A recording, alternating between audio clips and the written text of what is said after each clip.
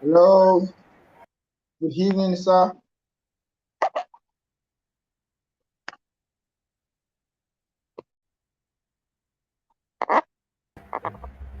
All right, good evening. Yes. Yeah, Can I share my screen here? Is that possible? definitely you can share your screen. Um, Okay, I can't find the option. you can see the option there. You can see the option to share. I cannot see the option to share. All right, good evening. Yes. Can I share my screen here? Yes, Is that please. possible? Yes, please. Okay, I can't find the option. You can see the option there. Muge shared a screen the other time when she presented at the opening event. No, there's no option to share here. There's none. The option is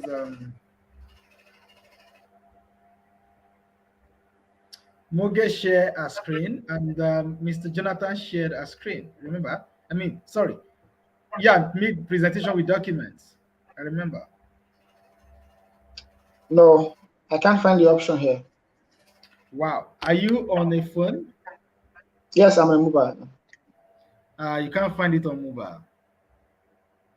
Okay. Okay. So if you Let's want me to help see. out, you have to send to me via the WhatsApp. Then I can help you share from the system. Okay.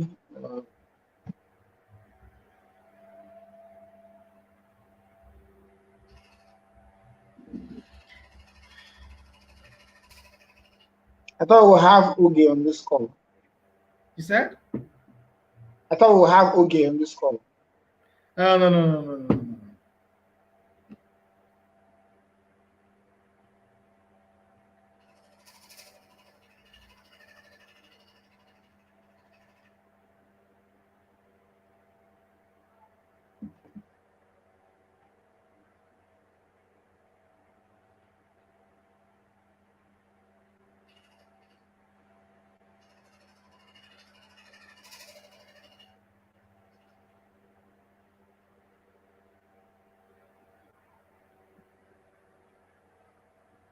Are you there?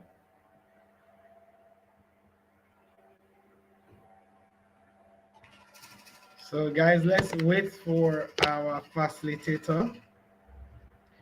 We're trying to make use of YouTube so that it should be more open to as many people, okay?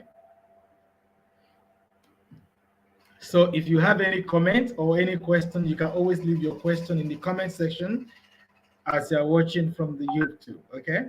Always feel free to leave your comment, and you can also leave comment in the group, on the WhatsApp group.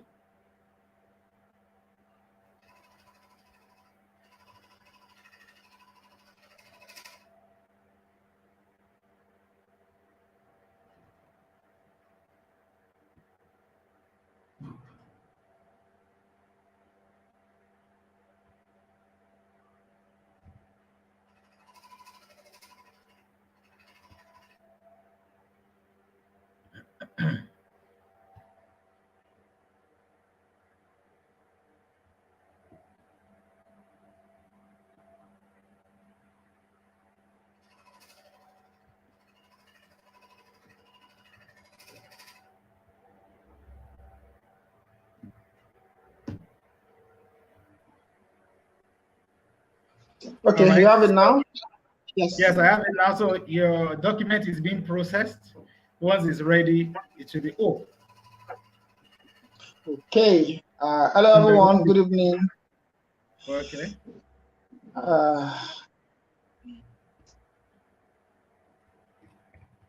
Hope you've had a good week. The week started out as with an holiday, and I know how it feels when the Monday is an holiday.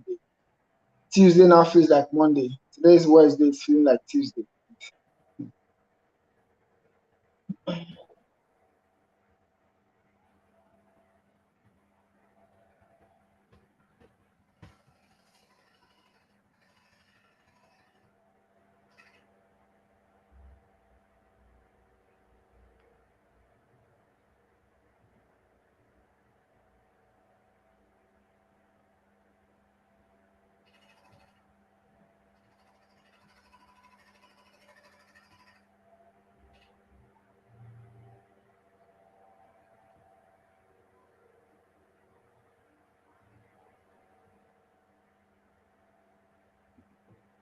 Okay, I think the slide is ready now.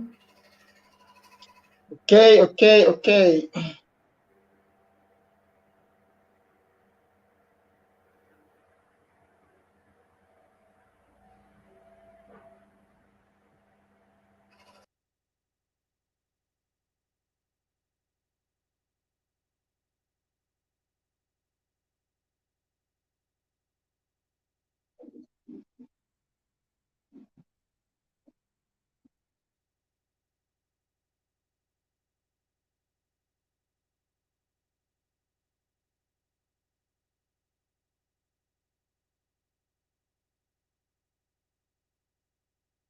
Hello, Mr. Femi, are you there?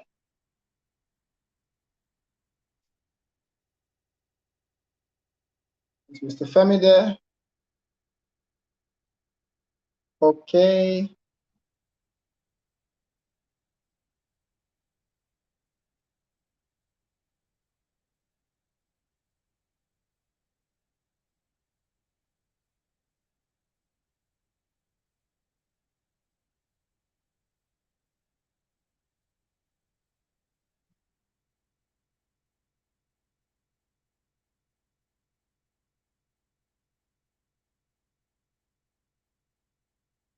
Okay, hello everyone. My name is Adekunle Olusanya, and it's another time, another wonderful time together. So today we'll be taking a trip. We decided to talk about career today. It's a world where especially in Nigeria, where most of the people are under the age of 40. Career happens to be a big thing. So myself and the CEO of SourceIn Business, Mr. Femi Johnson, decided to come up with this for mentees and the general public. So today we'll be talking about career, how to hack your career growth. So a lot of times people especially in this part of the world, they leave their career to chance, starting from what they decide to do with what they have studied, to how they even land jobs in the first place, to how they scale their career, how they grow in the job. So today we'll be taking a short ride into what we call career transformation masterclass. And by the way, this is some of the things that we do at Sourcing Business. We help people looking to transition into the tech space, people looking to change industry, provide mentorship for them. We help them develop capacity for such moves. So let's get right to it. And okay, we can move on now.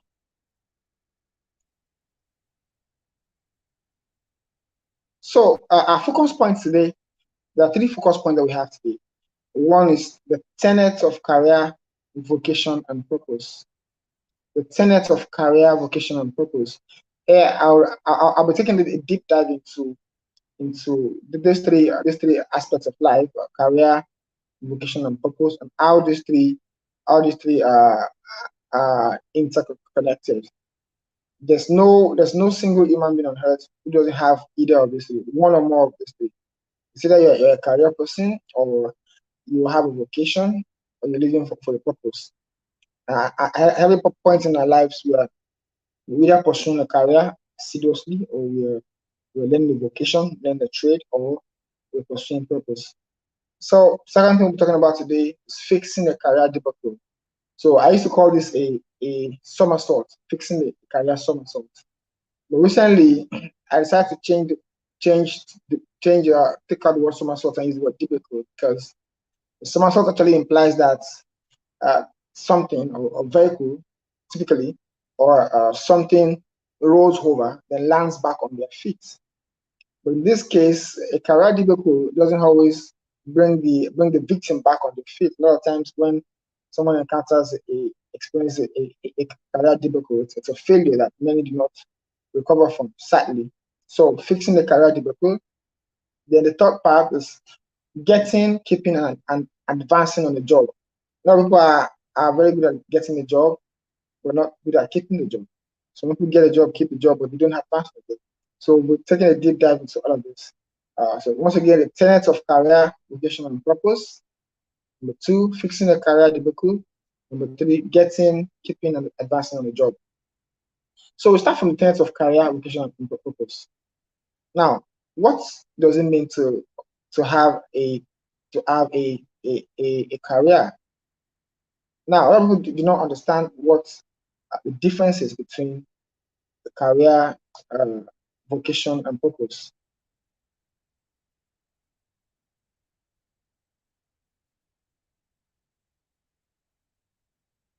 Mr. Femi, are you there?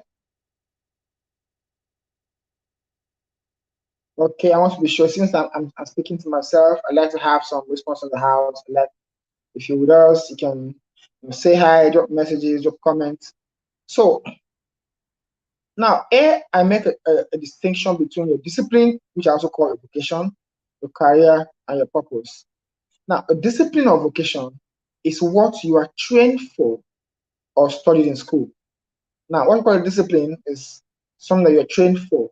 We have people who have gone to school to study mathematics, some have gone to school to study law, medicine, engineering. That's a discipline. And some, on the other hand, have gone to learn a trade, learn a vocation. So, discipline or vocation is what you are trained for or what you studied in school. Whereas a career or day job is what you choose to do with discipline. I say it again. Your career is what you choose to do with your discipline. So you might have studied engineering and you choose to do with engineering. Maybe you choose to become an engineering manager, or you choose to do something else. Your career is not actually related to your discipline. Your career is essentially what you choose to do with your vocation or your discipline. And beyond that, so the third part, the purpose or life's work, I also call that life's work, is what you do regardless of your career and discipline. So you see now, the vocational discipline is what you are trained for. You're trained as a welder, you're trained as a fashion designer, you're trained as an engineer, as a lawyer. But your career or your day job is what you choose to do with your vocation. Mark the word choose there. Essentially, we all choose what we want to do with what we have studied in school. There are people who studied Yoruba, who studied dance, who studied drama, theater arts in school, and who are now businessmen. Some of them are now tech people, they're bankers. They're now, so that's a career now. It doesn't have to be related directly to what you studied in school. Then your purpose, your life's work, is what you do typically in the long term, regardless of your career and your discipline. So let's take a deeper dive into this. Now, before settling for a career or in order to troubleshoot an ailing work life, it's critical that one understands the interworkings of these three. Understand the interworkings of these three elements: discipline or vocation, career, and purpose. Now, one of the things that I always tell people is that many people choose the wrong discipline, they choose the wrong career because they didn't seek advice. Most people that I know that have gone to study subjects in school and later found that it wasn't their calling did so because of pressure from family and friends, and because they thought that was the way to go, only to realize that, see, I've made a mistake. Now, we'll talk more about that when we get to fixing the career. Now, for some people, the discipline. I think you're moving a little too fast for me. It's a funny. Okay, so for some people, okay, go ahead, please. For some people, the discipline gives back to their career. So I mean that you've studied something in school, you've trained as a welder, you've studied aviation engineering, or you studied mechanical engineering, then you proceed to work as an engineer. So now that is your career being an offshoot of your discipline. So your discipline in this case bets your career. Yes. Now, so we move on from here. Now, in some cases, for some people, the career that they have or the day job that they have bets the desire to further study, discipline. So we have places where someone grows up with a parent who is probably grew up with a parent who is a mechanic, for instance. I've got guys who grew up with a father who was a mechanic, and because of that day job, quote unquote, they grew interest in studying engineering. So now in this case, the career that they already have on day job bets the desire to study. So the career bets a discipline in this case. So don't forget, in the first case, discipline bets career, vocation bets career. So that's why you go to the university, you study banking and finance or accounting, and you work as an accountant in an IT firm, you work in a bank, you work in finance, you work in a tech company, or you do accounting there, you do finance there. That's when your discipline bets your career. When your career or a day job bets is when you started working, probably you as a young person, you decide to intern somewhere, internship, and while interning, you go to desire to study. So that's when career bets discipline. So moving on, but in some cases, purpose in life predicates upon the discipline and career. So I have an example here. Somebody who has gone to study law in university, who practices law. So study law as discipline, practice law as a career, and have decided to investigate sexual offenses as a lifetime duty. So you've studied law in school, that's a discipline. That bets your career, you practice law, and your purpose is to investigate sexual offenses as a lifetime duty. So they're all in line. So you see that this is a straight line. So you go to discipline, you go to career as it's related to discipline, and you go to life's work or purpose. Now, let me say this before we move on. This is not the case for many people. Yes, a lot of times you see people who are like this, who come to school to teacher training, and they proceed to work as a teacher, and afterwards they decide to start their own school, and they live happily ever after, quote unquote. So that in that case, we have a straight line between from discipline to purpose, discipline, career, and purpose. However, this is not the case typically. I'm not sure. I cannot count on my fingers, on my two hands, number of friends, of colleagues that I know who have this kind of straight line kind of life, quote unquote, who have a discipline that's in tandem with the career, in tandem with the purpose. I'm not sure I can count many of such. Which is what, and this brings us to the next point. So, moving on, there's some things I want you to think about. Before we move on, I want to take a breather, a couple of seconds to think about this. Now, these are the things I should think about. Number one,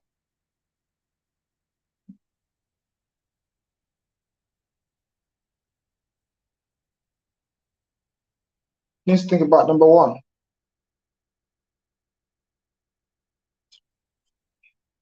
Now, often interests fuels the choice of a discipline or vocation. This is very important. A lot of people don't understand this, and that's why we make mistakes in choosing a career and discipline. Interest fuels the choice of a discipline or a vocation. It means that a child is interested in a child likes to see doctors, or a child likes to see engineers work, then they grow interests, decide to go study medicine or engineering.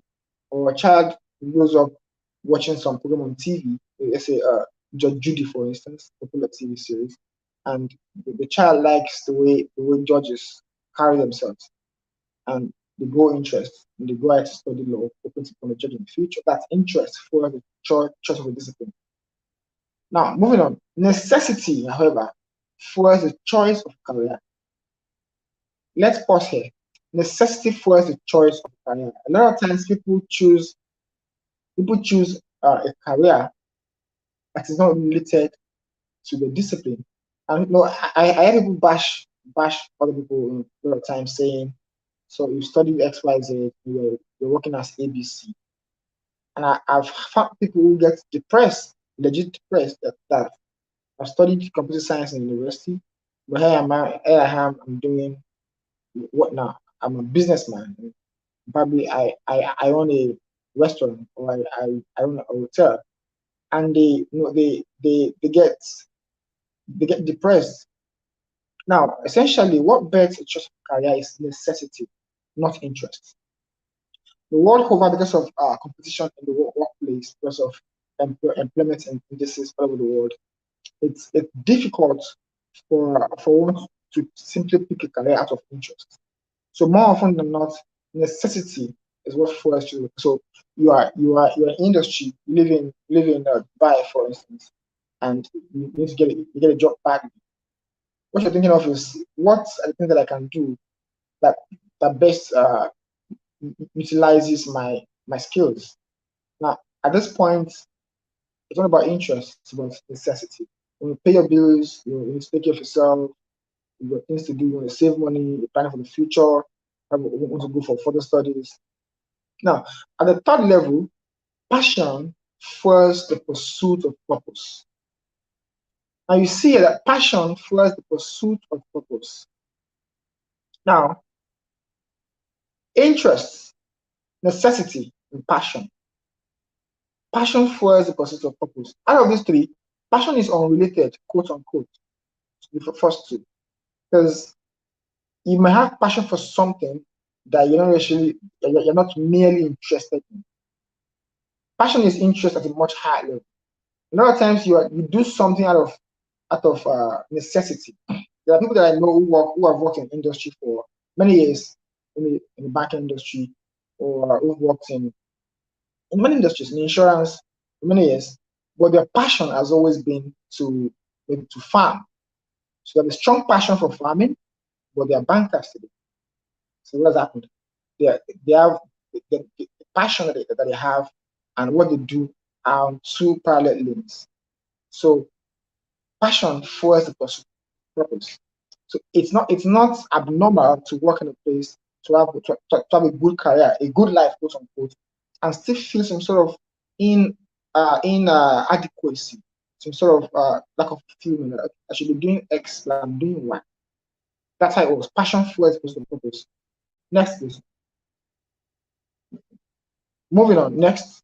So now, while interest may be enough to get started in a career, necessity is key to its sustenance. So what I mean here is you might get into a job because you're interested in it, but usually people stay on the job out of necessity, not interest. Say it again. You might get into a job because you have interest. You studied medicine, you've always liked medicine, you're interested in medicine, and you become a doctor, you study medicine. And that's interest can get you into a career, get into a job, get you a day job.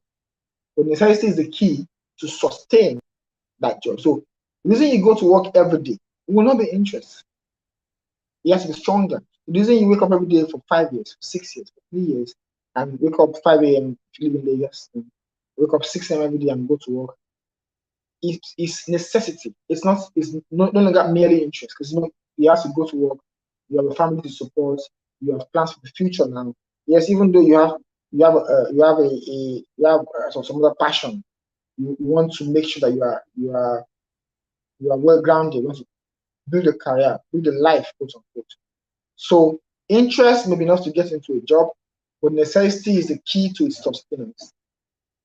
So this is obviously why people are so scared of losing their jobs. And it becomes necessary to stay on the job. Now, as necessity evolves into passion, career transitions into purpose. As necessity evolves into passion, career transitions into purpose. So yeah, like I said before, you work in a place, you have to stay there because you need to support yourself, you need to pay bills. That evolves into passion. As that happens, career transitions into purpose. So you now have a career, you work in a place, you work with SourceIn business as the director of strategy and business partnerships.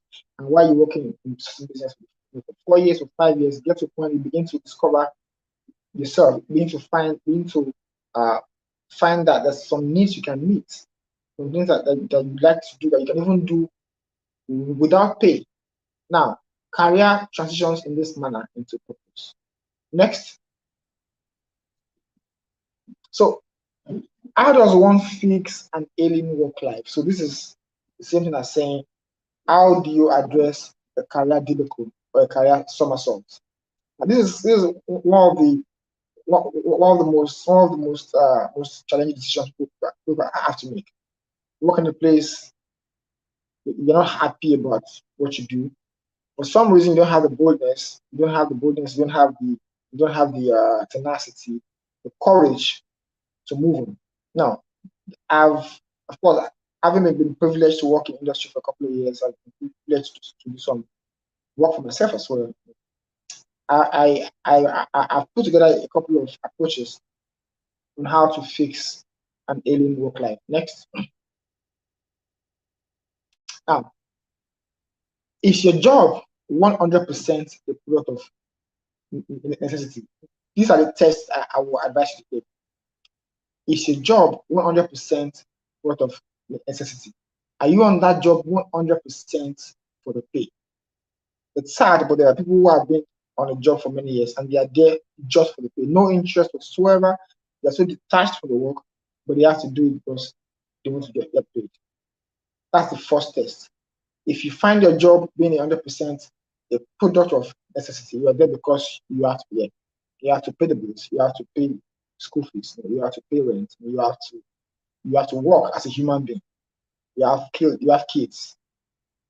Second thing is your job a direct consequence of an unintended course of study? Now this gets more interesting. There are people today who are lawyers because their parents, the mother, or their father, or their uncle, or their friends wanted to be lawyers. So if your job is a direct consequence of an unintended course of study, then there's cause for alarm. So personally, I know people whose parents have always wanted them to study medicine, especially in this part of the world where of course, in our generation, when we were much younger, of course, we were still young when we were much younger. There was so much pressure from parents, from family, from friends, for us to study sciences. And it was assumed for a very long time that if you were not studying sciences, you were dullard. Now, a lot of people have fell into the trap, so they went ahead to study medicine. Some studied science-related courses, and they've gone to a point in their life that they haven't only studied those courses, those subjects. They are now on a job as a result of studying an unintended course. That's the second ultimate test. Now, the third ultimate test, and I always ask these questions, ask these questions when I'm speaking with who intend to transform their career. If you won the lottery equivalent to your 10-year wage, would you remain on your job? If you won the lottery today, equivalent to your 10-year wage, would you remain on your job? So if you earn 100,000, for instance, per month, you earn 1.2 million net per annum. And if you make 12 million naira now, would you remain on your job? These are ultimate tests. If your answer to question 1 is yes, and question 2 is yes, and 3 is yes, if you answer 2 yeses, at the minimum, if 2 of these 3 are yeses, then there's cause for alarm. You need to consider fixing your alien work life. I can tell easily, you have an alien work life. It's already career difficult. So next. Now, way forward. If your career is consequent upon an unintended course of study, one in which you have little or no interest in, then there's a simple solution. Stop and start over. Now, this sounds very rash. I know. A lot of people say, I will just stop and start over. The truth is, if you stay on the job that you got because you studied the course that you didn't want to study, and for some time, of course, over the years, you've tried to build interest and you find that difficult to do, I think the reasonable thing to do is just stop and start over. I'm not saying it's easy. Of course, it's not easy. But just stop and start over. That's the best advice that I will give, and I will take you through some prerequisites. Next. So the way forward is this. If your career is rooted in absolute necessity with little or no interest or passion, pause, then craft an exit strategy. So you see now, this is a different scenario. You have a career, but you're on that job because of necessity. You don't like the job, but you have to be there because, see, I have to work, I've got a family to support, and you're on the job, you're doing it because you have to do it. You need to pause and craft an exit strategy. Now, there's something that I put here. A career bettered absolutely by necessity is a thief of fulfillment. It prevents the attainment of purpose. And this happens all the time. I'm sure you probably know one or two people that have done this. People work for 35 years, people work for 40 years, they work for 45 years, and what they do all those years is exchange their time for money. Little or no interest, no passion, zero passion. So if your career is really an absolute necessity, little or no interest or passion, you need to pause and craft an exit strategy. Okay, next, let's go on. Now, it's important to note here that it's not easy to simply stop or pause. So let's break this down. It's not easy to simply stop or just resign your job and go and do what?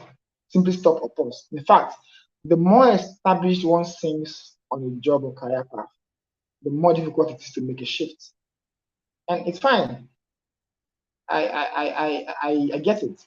You work in the place for 10 years, you're now senior manager, you're not manager, you're now deputy manager, or you're now some senior engineer, senior specialist, and I say stop and pause. So there's a strategic approach to this, which is critical. The first thing you do, and I'm basing this around Nigeria, if you live in Nigeria, live in Africa, Nigeria especially, the approach that you have to take is number one, you discover your passion. While you're on the job, before you stop, before you pause, discover your passion. That's the very first thing to do. Second thing to do, and this is what I always say, save up for sustenance. And I put in bracket 2 years rent and 12 months upkeep. I say 2 years because this is not America. In the UK, in America, and other countries of the world, maybe you could leave your job today and get another one in a week. You leave your house today, get another house.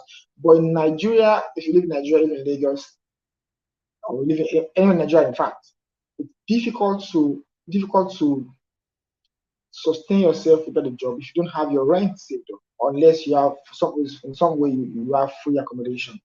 So I always say before you stop or pause on that job, you need to not only discover your passion, save up for sustenance and 2 years rent and 12 months upkeep. Because so in most parts of Nigeria, people pay rent per annum. So it means that within 13 months you're paying two rents. So if you're paying two rents in 13 months, it doesn't make sense to have just 1 month rent saved. So it's just straightforward. If you have 1 year rent saved up, you will pay for that 1 year, and in 12 months you have to pay another one. So I say save up for sustenance, 2 years rent, and 12 months upkeep. Then number three, pursue your passion by the side. Pursue your passion by the side. Now, let me quickly place a caveat here. Some people pursue their passion by the side and they steal time from their employer. The employer is responsible, of course. The employer is responsible for your bills. They pay you, you get paid to work full time. While you're pursuing your passion, you must be careful not to steal your employer's time. Of course, you work from 9 to 5, you've got 5 to whatever time to pursue your passion. You've got your weekends to yourself, you've got Saturday, you've got Sunday. So there's so much time to pursue your passion by the side. And one thing I found out is if that thing is really a passion, it won't be difficult for you to make that time. So even if you work 9 to 5, you work Saturdays, if it's indeed a passion that you've discovered, like I said, number one, it will be easy for you to make it, even if it's 2 hours in a day, to work on your passion. Study, advance yourself, ask questions, do research, market survey. So these are the three things that form a strategic approach to shifting if you like to stop of course on the job. So moving forward,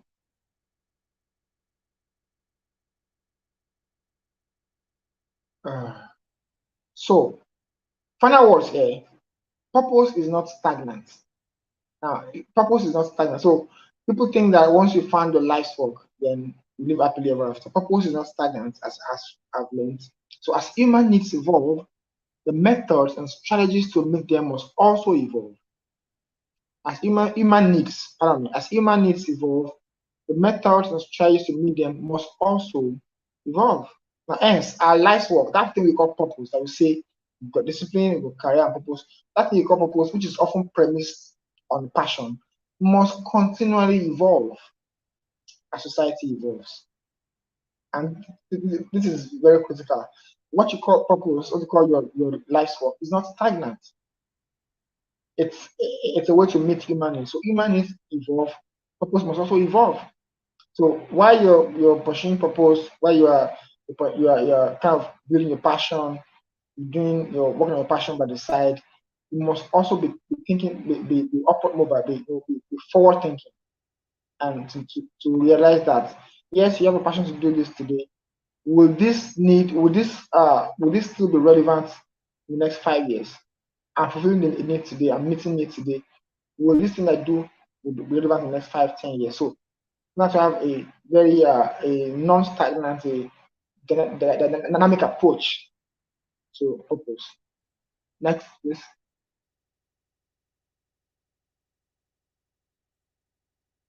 So we're moving on to how to get, keep, move ahead in the job. Now, this is a very interesting part. It's a part that I like to spend some time on.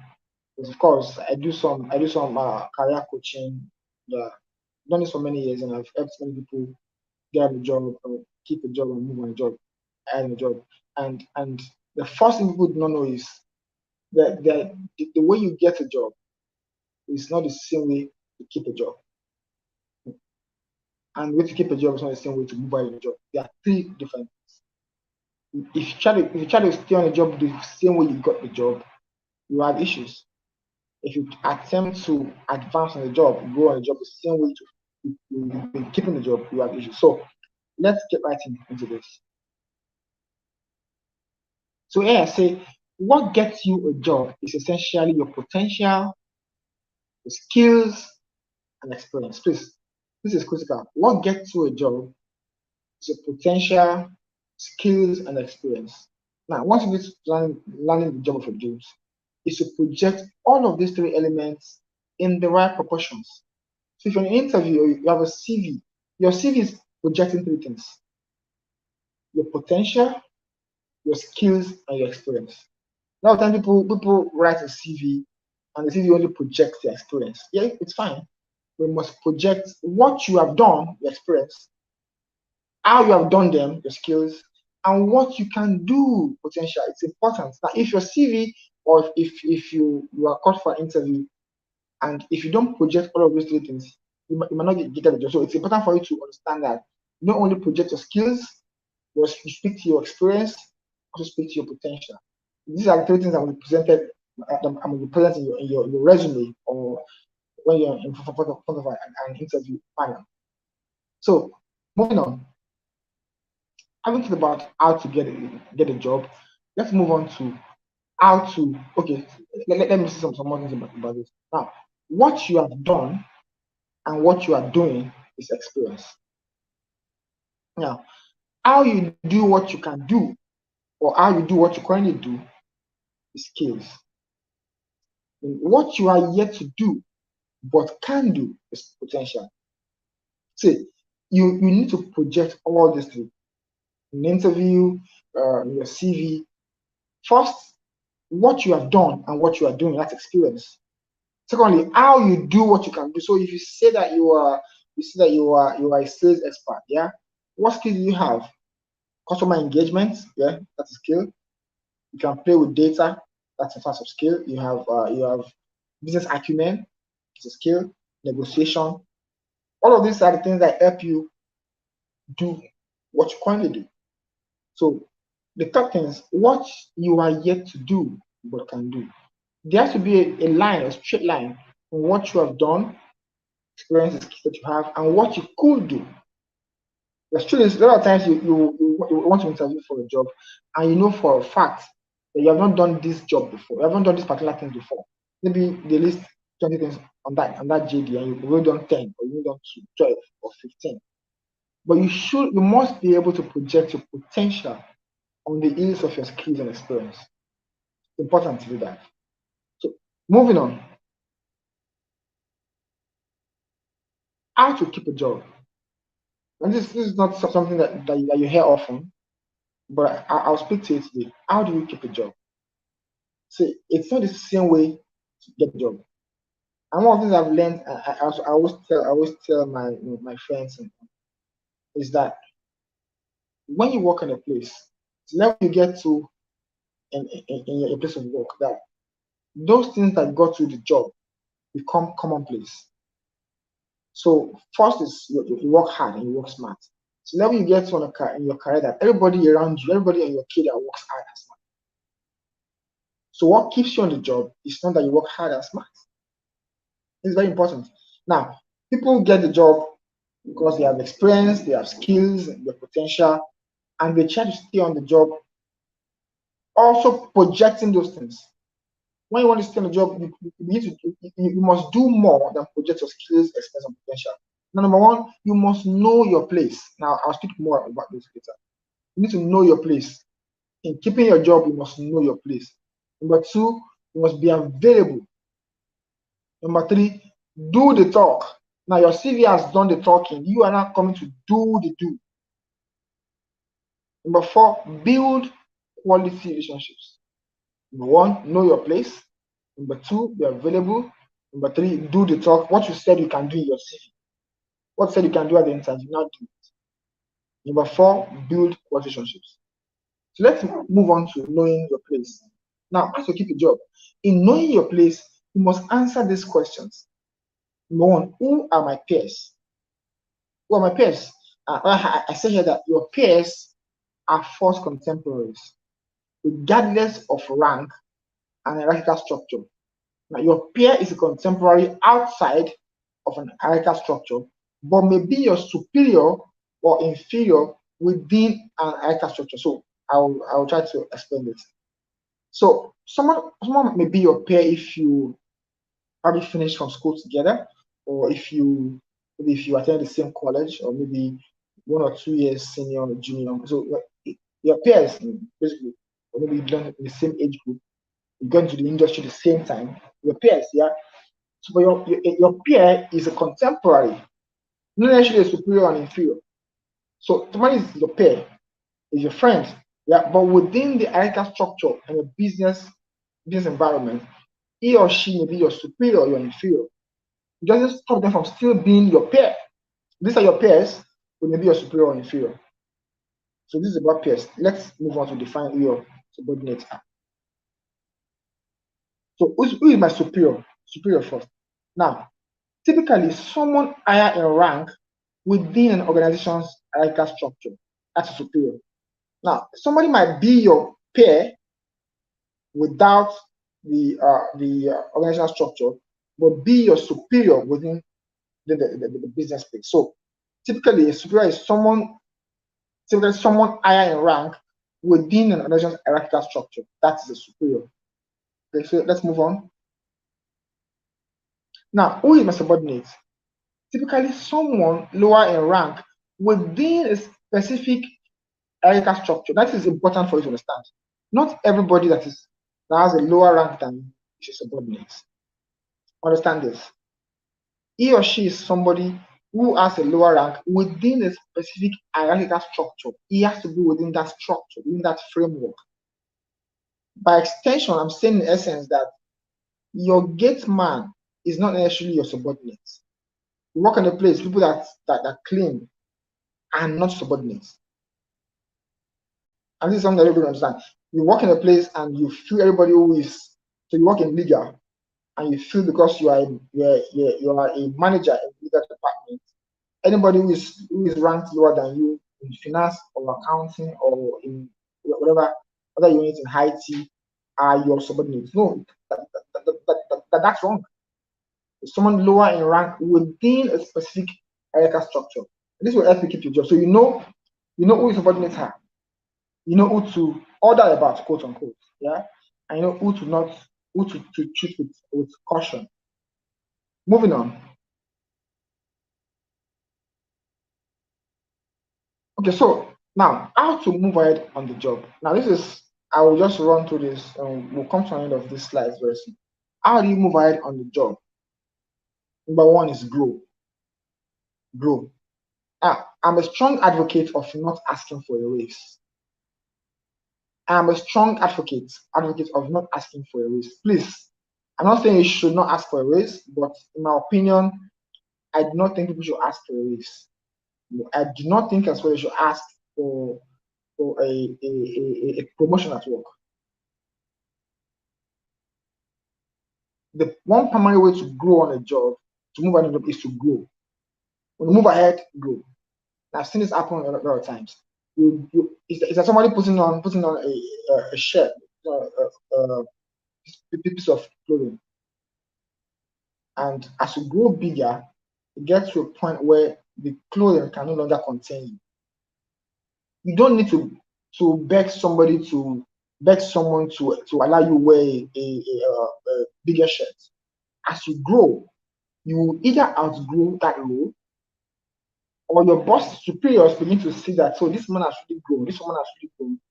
If you do not either promote her or increase her salary, she will move. Somebody else will identify what she has and they will take her off.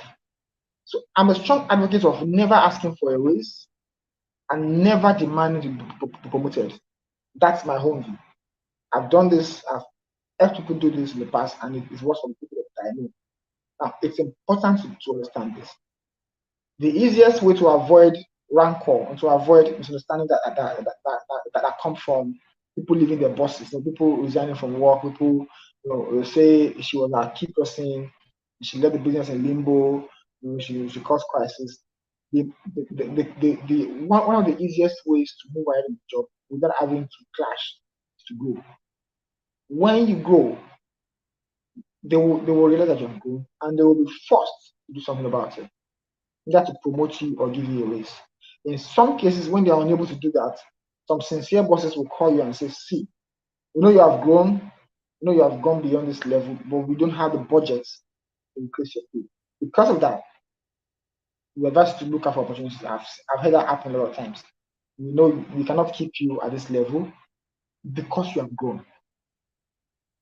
Number two, be available. Be available. Now, this is something that took a while for even myself to learn. Be available. See, we cannot say this enough. You have to be available. You have to be available. You see, no matter how smart you are, no matter how skillful you are, it's important for you to be available. You cannot you cannot say because you're skillful or you seem to be invaluable, indispensable in the team, then you choose when to be available and when not. I say this with all sense of responsibility. Even though I do not support bosses overworking their subordinates, overworking their unit members, I'm also a strong advocate of availability. While I'm not saying you should not have a life and work all day, every day, I'm also saying that you have to be available. A lot of times when opportunities for advancement come in the workplace, they do not come within work hours. It might be a phone call you receive at 7 p.m. It might be some task your boss gives you to deliver on a Sunday morning, and you chat to say, so boss, I'm in transit now, I'm in a picnic or I'm wherever, I'm in church or something, I'll do this by end of the day. Just that alone might be an opportunity for you to advance on the job. So number one, you have to grow. Number two, you have to be available. So before we move on, I'd like to get questions from the audience. I'd like to ask questions. Anybody with questions? Mr. Femi, do you have anybody with questions in the house? So that I'd like for us to address questions. Good questions. Questions. Before we move ahead.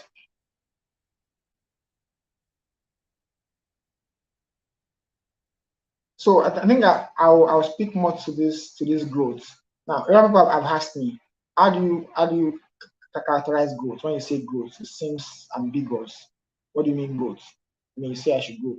Now, basically, growth from where I stand is advancing yourself, consciously advancing yourself. It's amazing to know that people who have worked in a place for 10 years, and it's shocking that they have not learned, and I say this with real sense of responsibility, they have not learned one thing more pertaining to their jobs than they knew 10 years ago, 5 years ago. That's not growth. Now, a lot of people they make noise about their companies not training them. There should be opportunity for training, which is fine. I also agree. But you can always grow.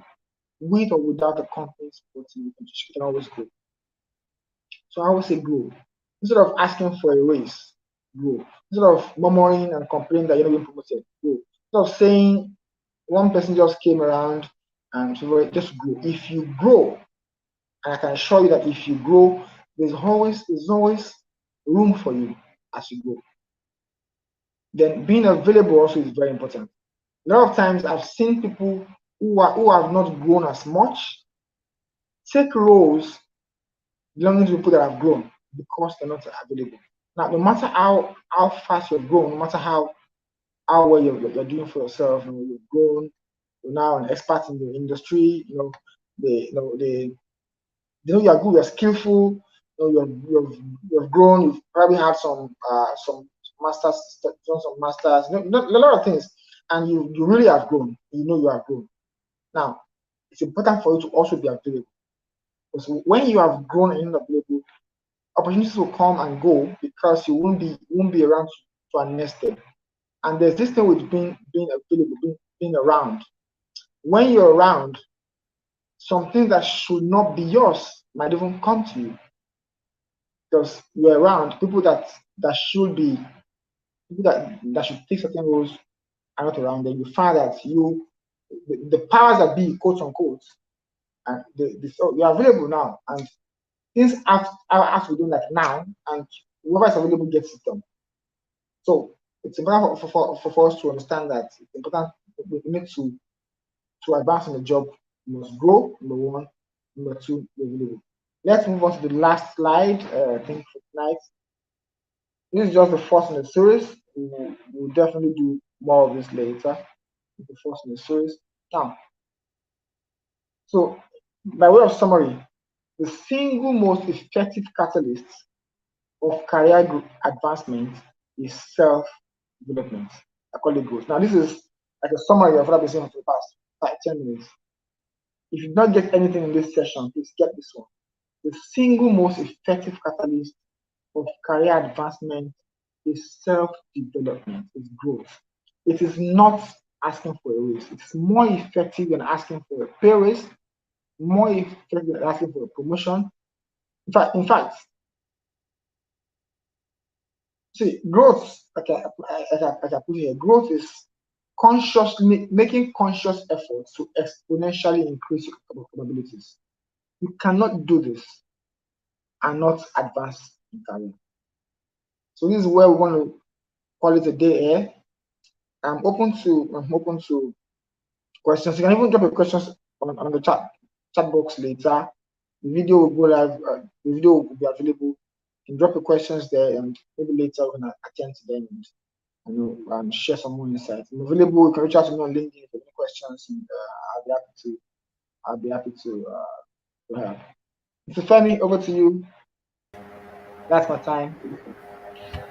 Well, thank you so much, Mr. Adekunle. That was a good one. I mean, uh, this is first of four sessions. We are looking forward to have from you on these topic. So I think that's a good one. We can call it a day. And I have to actually, okay, let's remove LinkedIn now. I'm struggling to hear you. I think Okay, can you might hear be me my now? network. Can you hear me now, please?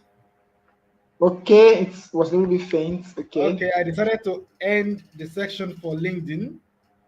Okay. Okay. Yes, so that can I talk to our own people. So, guys, please always come prepared so that you can be able to put in questions and you can be able to, because sometimes when you ask questions, that's when your trainer is able to come up with some of the things that are not captured in his presentation. So it is very important for us to make sure that we come prepared to learn. When you come prepared to learn, whatever he says, you will always have a way to want to know more, or to want to learn more, or to make one or two contribution. So please, let's do that so that we not only learn, so that even our trainer also can learn from us. Because you see, learning is a two-way thing. When the trainer talks to you and you talk back, he learns from you, so that from there he can also improve on his content, some of the things that were not captured as a result of your contribution. So our contributions are very important. It motivates our trainers and it also stimulates our knowledge. Okay. So thank you so much, everyone, for your time. We really do appreciate. And I also want to thank Mr. Adekunle for sticking to the time. At least this is just 2 minutes to. This is 2 minutes to 8. To 10, and that's a good one. So thank you so Thank you, much, sir. everyone. And for those who are not available for the session, it is very easy now. They can just easily go and watch the video on YouTube. All right. So it's easier now. It's available right away. Thank you. Thank you. You're welcome. So we have our meeting offline. Yeah, yeah, yeah, yeah. So just Are we on still the live?